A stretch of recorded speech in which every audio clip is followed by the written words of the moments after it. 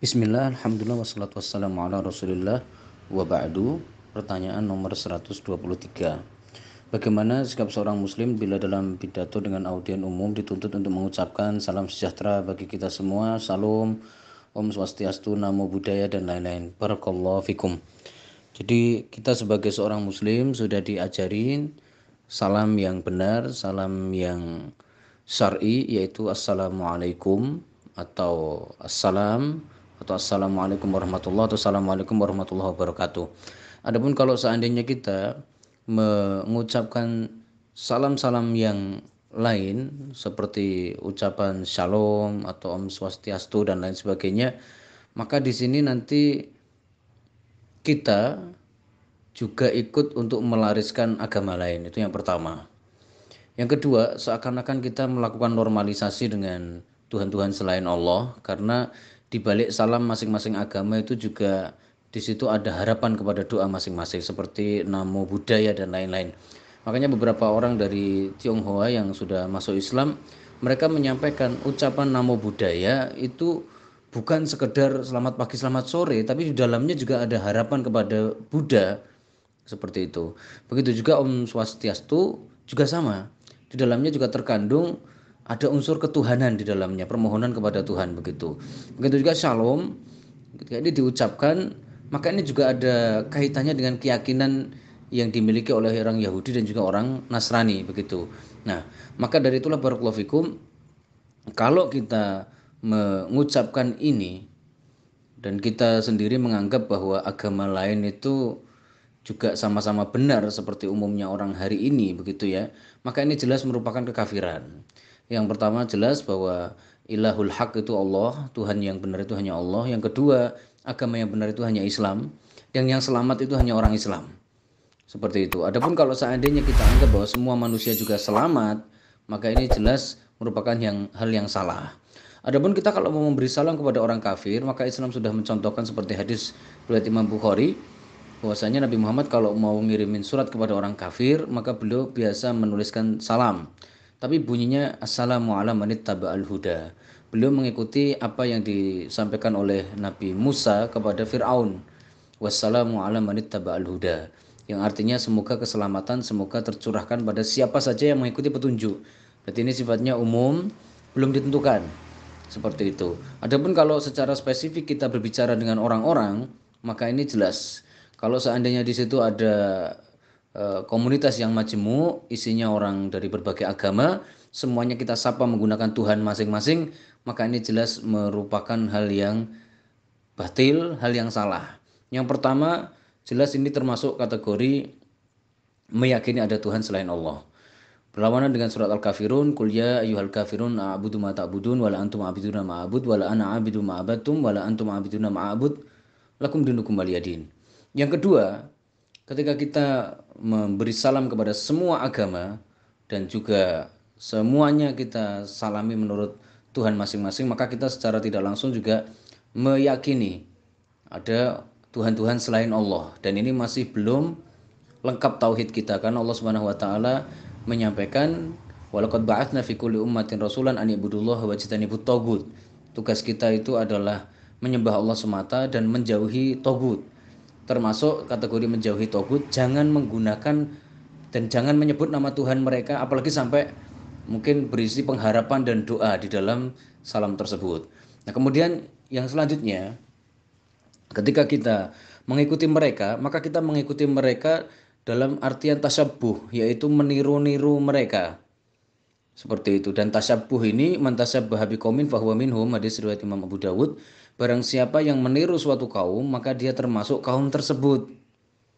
Nah, Syekhul Islam Ibnu Taimiyah dalam kitab beliau Iqtidha' Shirathil Mustaqim, beliau menyampaikan bahwa meniru orang kafir itu kan bermacam-macam. Yang pertama, meniru dalam hal yang memang sama-sama mubah, persoalan duniawi, maka hukumnya boleh.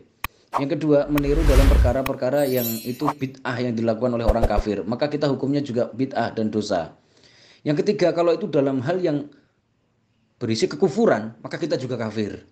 Naudzubillah tsumma naudzubillah. Makanya di dalam Al-Quran, surat Al-Baqarah, Allah Subhanahu wa Ta'ala berfirman, ya ayyuhalladzina amanu la taqulu ra'ina wa qulu durna wasma'u. Hai orang-orang yang beriman, janganlah kamu mengatakan ra'ina. Ro'ina ini ungkapan yang sering dipakai oleh orang Yahudi kalau ketemu Nabi Muhammad.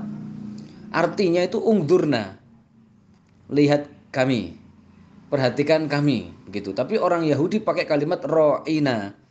Maka di situ Allah Subhanahu wa taala menegur, hai orang-orang yang beriman, jangan ikuti ucapan template-nya orang Yahudi.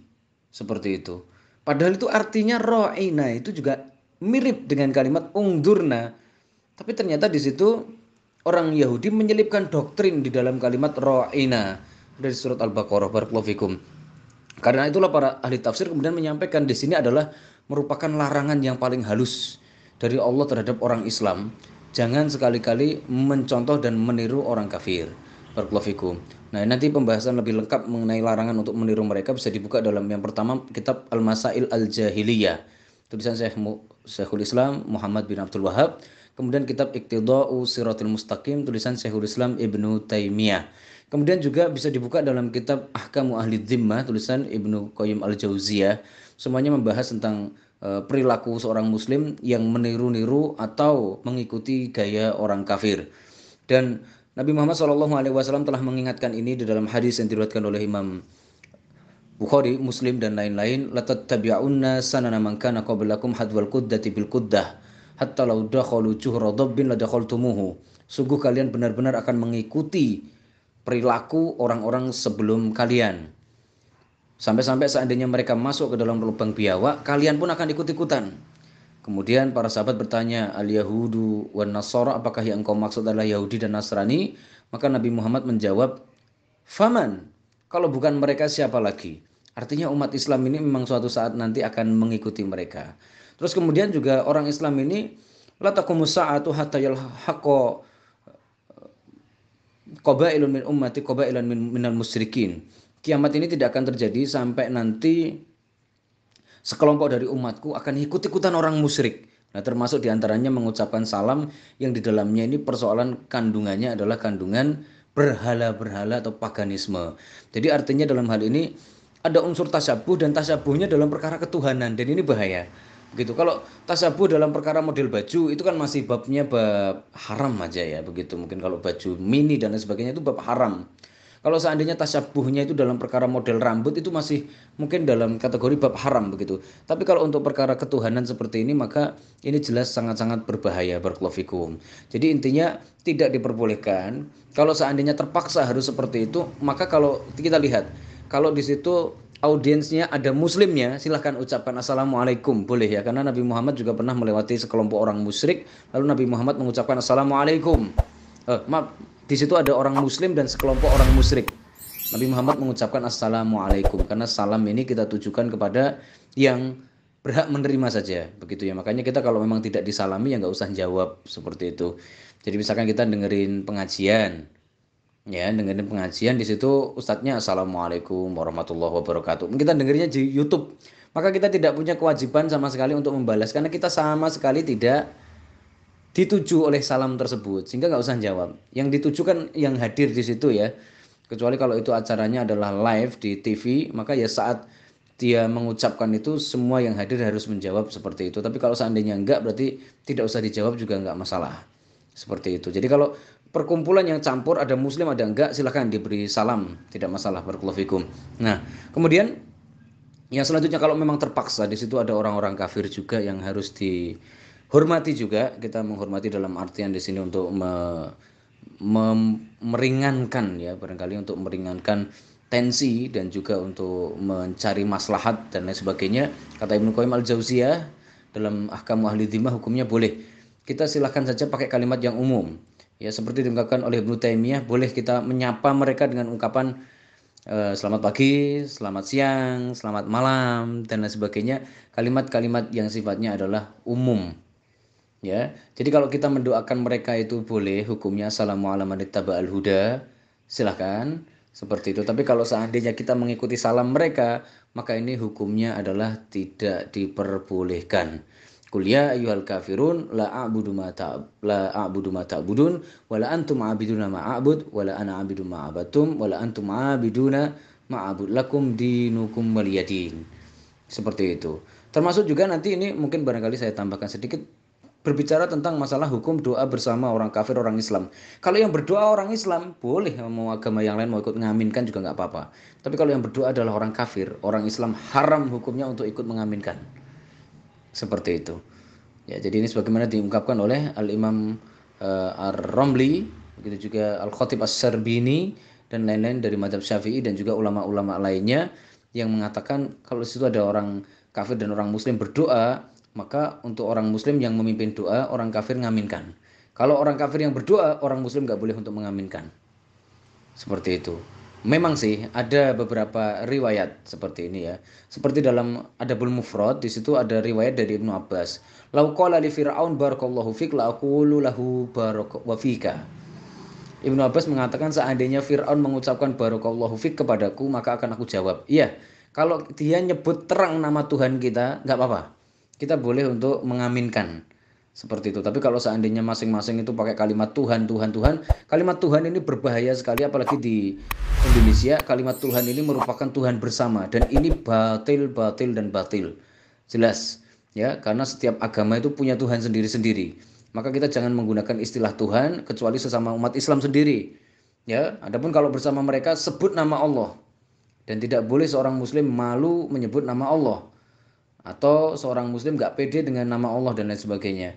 Harus berusaha untuk menampilkan keimanan. Seperti itu, barakallahu fikum. Nah, kalau di sebuah tempat kita ternyata tidak memungkinkan untuk mempertahankan agama, berarti saatnya kita untuk lari dan kabur. Berarti sudah tidak layak lagi kita tinggal di situ. Karena para ulama mengatakan, seperti yang dikutip oleh para ulama Najd, seperti dalam kitab Ad-Durar As-Saniyah dan lain-lain, mereka semuanya mengatakan bahwa syarat minimal kita boleh menetap di sebuah tempat. Itu yang pertama, kita bisa idharuddin, bisa menampakkan agama kita. Kalau kita di situ sudah tidak bisa menunjukkan agama dan identitas agama kita, berarti sudah tidak layak lagi. Kalau mau bilang assalamualaikum saja itu sudah dipersoalkan, dipaksa untuk mengucapkan yang lain, maka sudah tidak layak lagi tempat itu untuk kita singgahi dan kita tempati. Seperti itu. Makanya dulu Rasulullah selama masih bisa sholat dan menjalankan Islam di Mekah, beliau masih sholat. Tapi begitu sudah dibuat peraturan bahwa Nabi Muhammad dan para pengikutnya akan dikejar-kejar dan dihabisi, maka beliau pindah ke Madinah. Seperti itu. Karena sudah tidak mungkin lagi, Mekah sudah benar-benar tidak kondusif untuk menampakkan keislaman. Jadi dari sinilah maka selama kita masih bisa menunjukkan keislaman, maka silahkan tetap di situ. Tapi kalau memang kita dipaksa, kalau sampai menunjukkan Islam sedikit saja kita sudah permasalahkan, berarti itu tempat yang sudah tidak layak lagi bagi seorang muslim. Dalam hadis yang diriwayatkan oleh Abu Sa'id Al-Khudri dalam riwayat Imam Bukhari disebutkan, yusiku ayyakuna khairama lil muslimi ghanamun yatba'uha sya'fal jibali wa mawaqi al-qatri yafirruna bidinihi minal fitan. Nabi Muhammad SAW bersabda, sudah dekat masanya. Nanti umat Islam ini harta terbaiknya adalah kambing-kambing yang mereka tuntun di lereng-lereng gunung dan tempat-tempat yang banyak tumbuhannya, banyak turun hujan di sana.